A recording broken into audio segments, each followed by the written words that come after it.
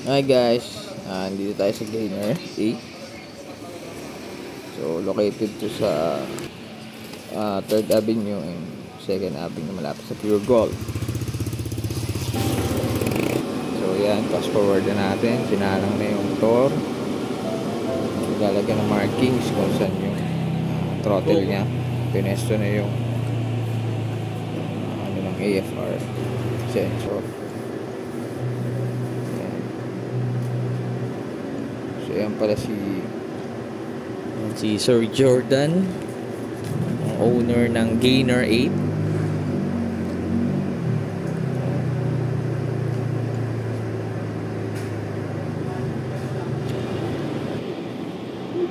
Yan, chine-check nila yung init ng makina ng pambutso o makina.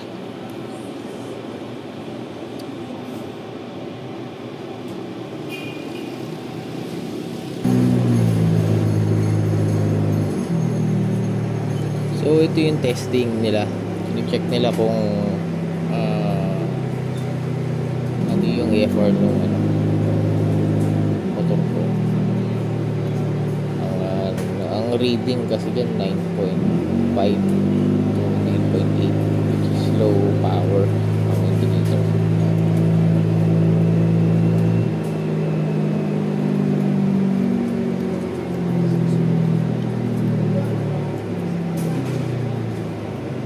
bumaba, hindi siya tumataas. So again yan, fast forward, ito na yung second testing. So naglagay na sila ng remap dyan, kaso i-tune up pa ni Sir Jordan.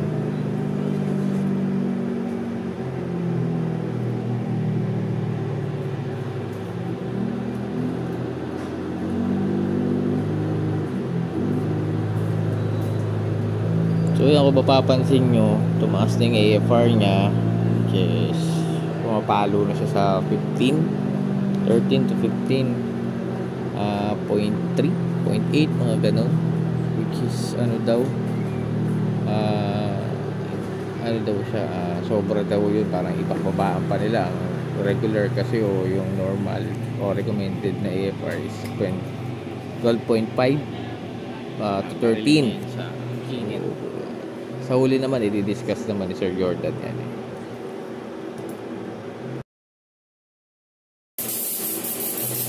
So yan, fast forward, ito na yung third testing nila. So dito sa video na to, mapapansin nyo na pumapalo naman na siya sa recommended na AFR. Nasa 12, pero bumababa pa rin siya ng 11. Kaya double check ni Sir Jordan yung AFR.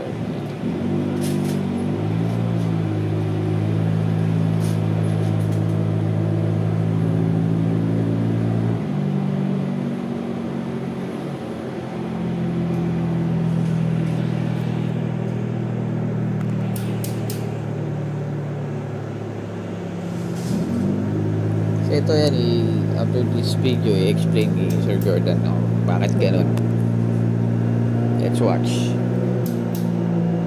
Ibada pa sa dulo. Nasaan ko muna, yan, naka-video ba? Kanina bro, di ba napansin mo yung video? Lunod siya, nagda 9.2? 9.2. Which is lunod yun, reach na yun over gas. After the tuning, nilin ko naman, tinitignan ko kung saan ko siya pwede ito, no?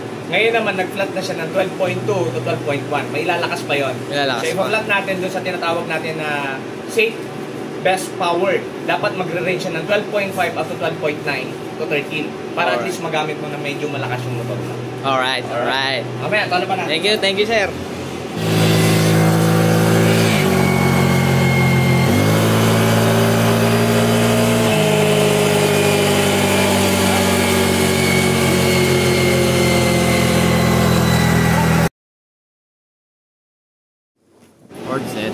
So dito sa video na to, ito na yung fourth testing. So perfect na to. Pansinin niyo yung AFR na reader niya dyan. Papalo na siya sa 12. 12.5 to 6. 12.8.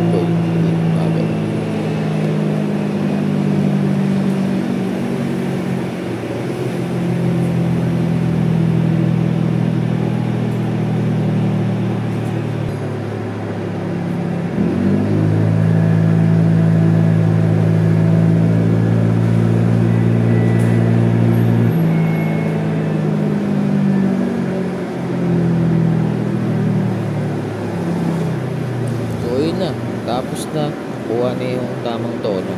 After this video, may sasabihin si Sir explanations. Okay mga kabro. Bro, ilang run ako? 4? Apat. Hindi. Hindi, testing yung isa eh. Testing yung isa, which is reading tayo ng base map na wala pa tayong ginagalaw. And then yung pangalawa, pangatlo, pang-apat, ito na yung AFR. So ano nga ba yung binabago sa AFR? Unang, ang binabago natin sa AFR, the ratio, yung A and fuel ratio, saan? Sa fuel ko. Di ba kanina napapansin natin na nasa 9? 9.2 ata, 9.7 reach yun. And then yung second run ko, nilin ko muna para at least makuha ko yung tamang init ng makina. And then yung pangatlo, ito yung medyo optimal na siya para at least mas matono natin ng tama. And then yung pang-apat, ito na yung tinatawag natin sa safe best power. Yung pang-apat. So yun yung reading natin. Okay, may papakita ako sa iyo bro from the Google Map. Ito yung standard targeting AFR.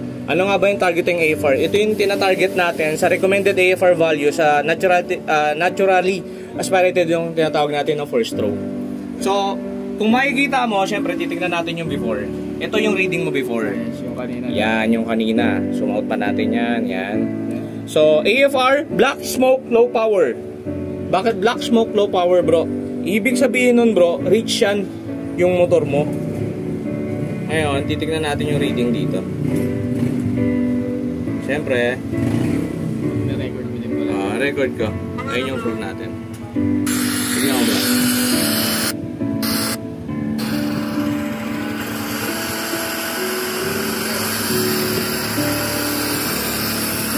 Yan na. Full throttle yan bro. 9.5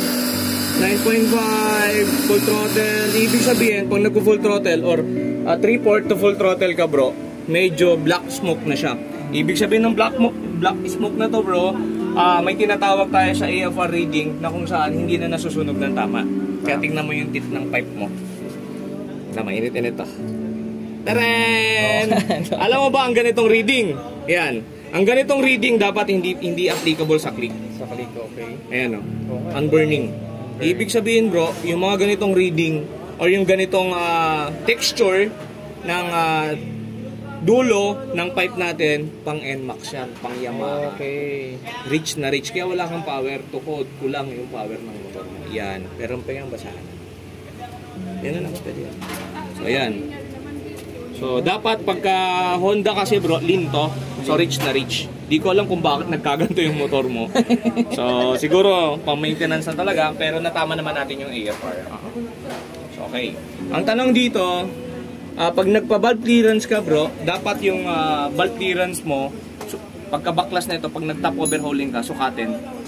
Kung ano yung sukat, dun lang yung adjustment. Bakit? Naka-AFR yung motor mo dito sa ganitong klaseng valve clearance ng motor. Okay. Yan. Ngayon, Ayos. after the tuning bro, di ba black smoke?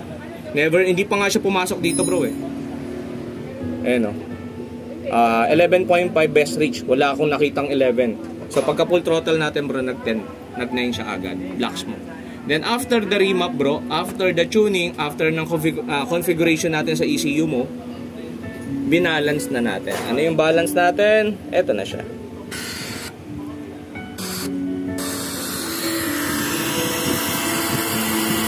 Post natin. Yung pinaka-literal lang na nangyayari sa Honda Click hanggang 119 km per hour. Yung literal lang. Pero tignan mo yung sunog natin. 12.7. Pero play pa natin. Ayan, stable na siya sa 12.8, 12.7, 12.9. Pagka full throttle, ano nga ba yan bro? Dito tayo. Ibig sabihin, yung bracketing system natin na 12.2 up to 13.2, dito yung pinaka-safe niya. Safe yung Pinaka-best din at pinaka-power. Ibig sabihin, pag nandito ang tono ng kada motor, maganda sa makina. Maganda sa makina, safe sa makina, at may power. Bonus lang yung power. Alright. Next bro, may tinatawag din tayo na recommended. Ito yung pinaka-the best. Pero hindi ako nagsabi nito si Sharp to Yes, yes. Isa sa gumagawa ng mga oxygen sensor, wideband sensor sa buong mundo. Number 1, isa. Tingnan mo to bro. Best performance for the most vehicle. Ibig sabihin, nilahat niya, plural. Lahat, dinamihan niya. Pag nilahat niya, yung lahas ng gas, lahat ng gas type ng motorcycle or 4 wheels, bro, tingnan mo to. 12.5 to 13. AFR. Ano yung nasa video natin? Nabasa mo rito? 12 something. 12.7, 12.7. Ginit na ako siya. Vietnam. Para just in case, bro, pasok pa rin dun sa pinaka-modification natin sa motor. Alright. Yun yung ginagawa natin dito, bro, na AFR, yung tinatawag natin air and fuel ratio na tinatawag.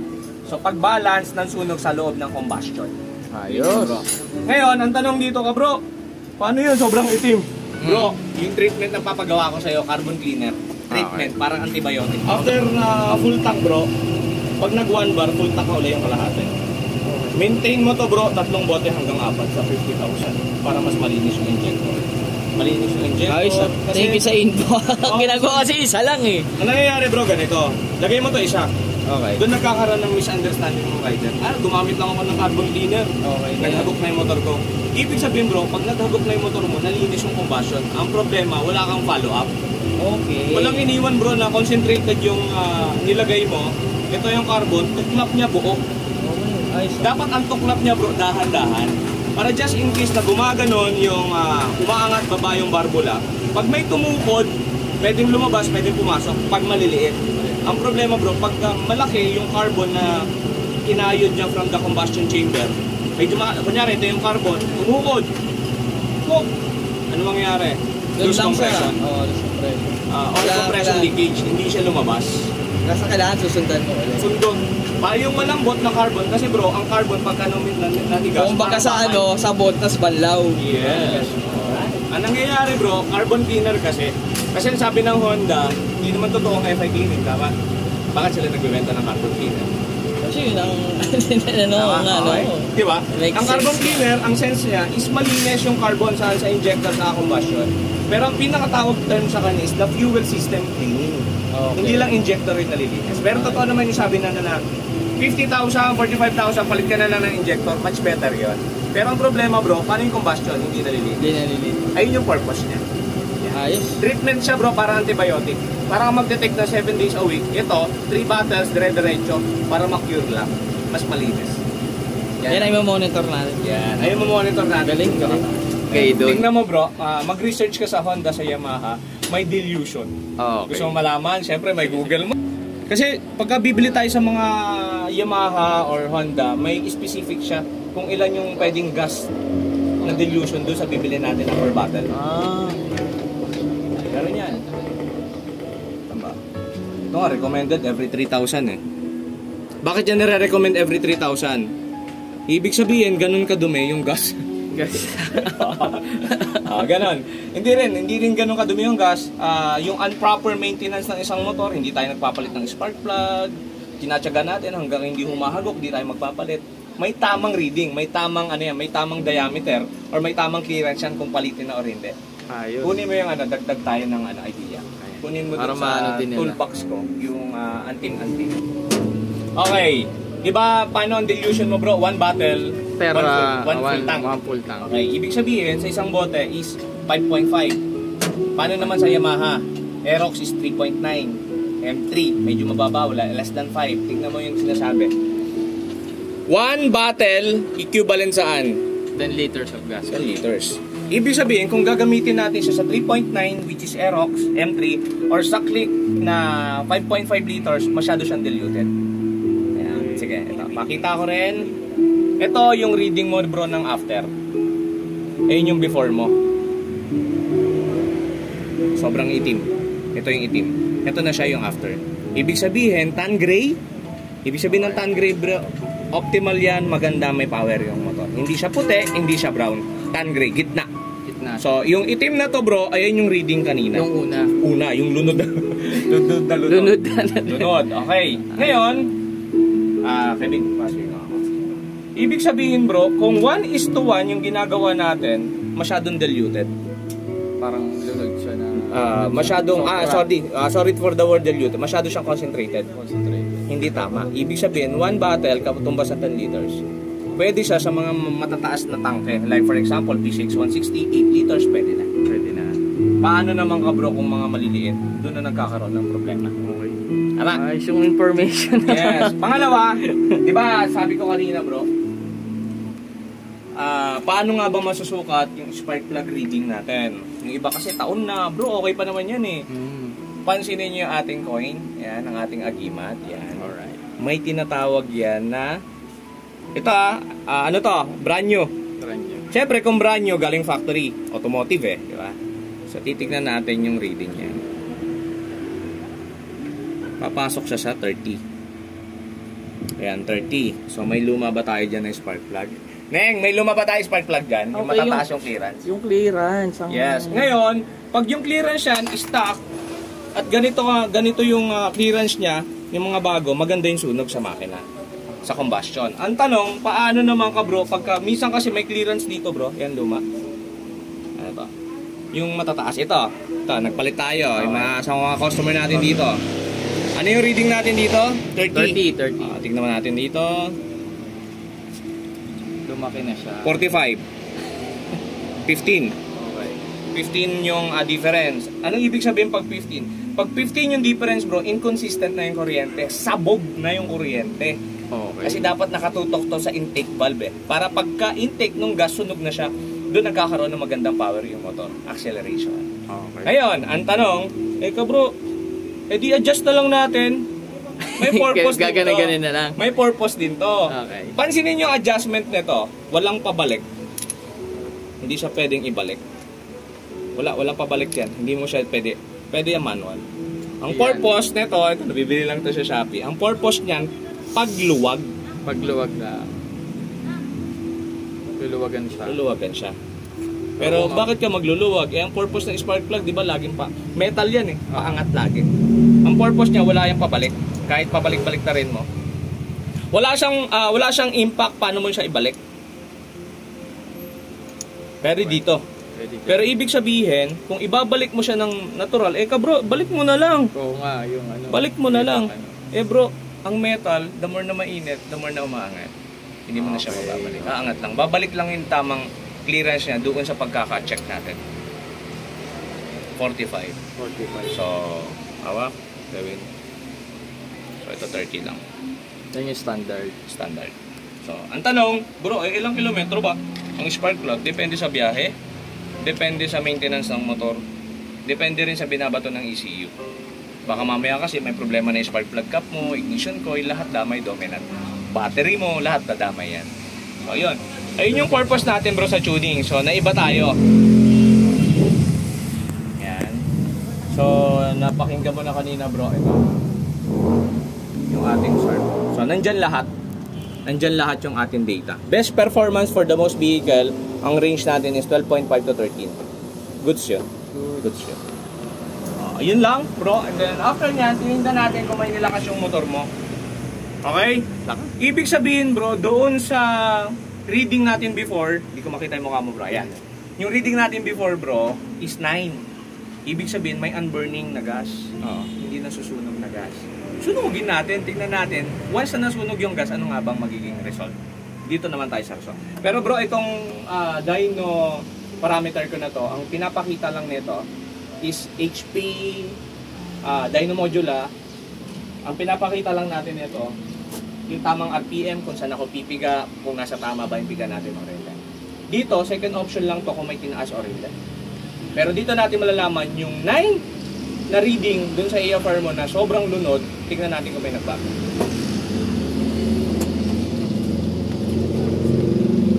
Okay, dagdag kaalaman. Ayun, okay, ito naman yun. Sige, draw tayo ka dyan. Ito bro yung before natin.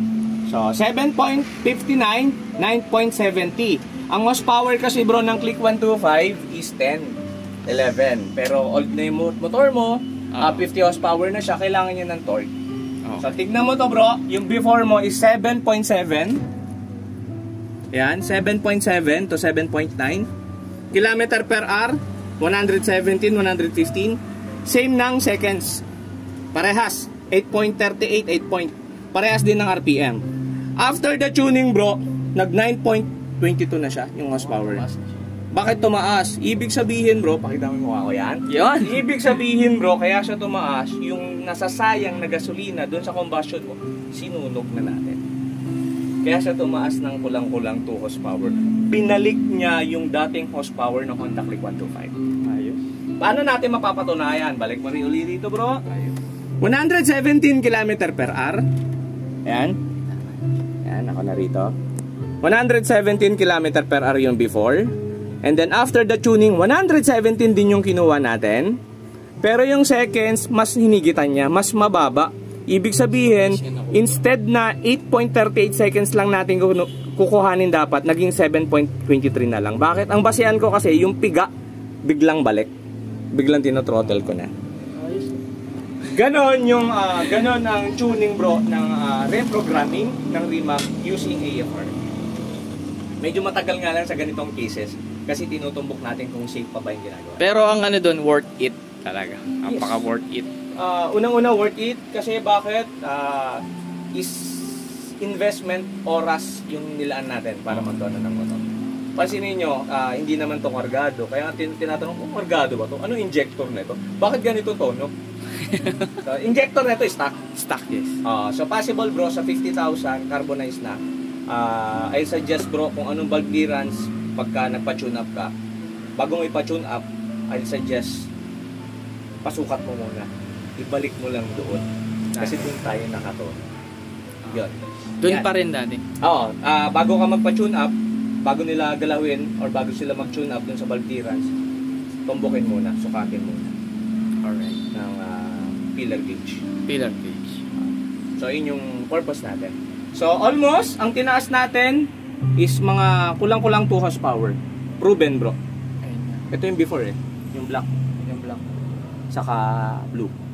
Ayun yung after natin. Ito yung before. And then yung after natin, red saka orange. Red saka green. Ito na. Yan. So, yan lang. Ganun lang tayo magtala. Sir, salamat, sir. Yes, this is the information bro na ginagawa natin sa reprogramming ng ECU o yung tinatawag na remap. And then the most important is the tama ng AFR. The safe, best power. The 3 things category na word na pwede natin ilagay sa isang motor. Alright. Let's go. Alright. Sir, salamat, sir. Yun.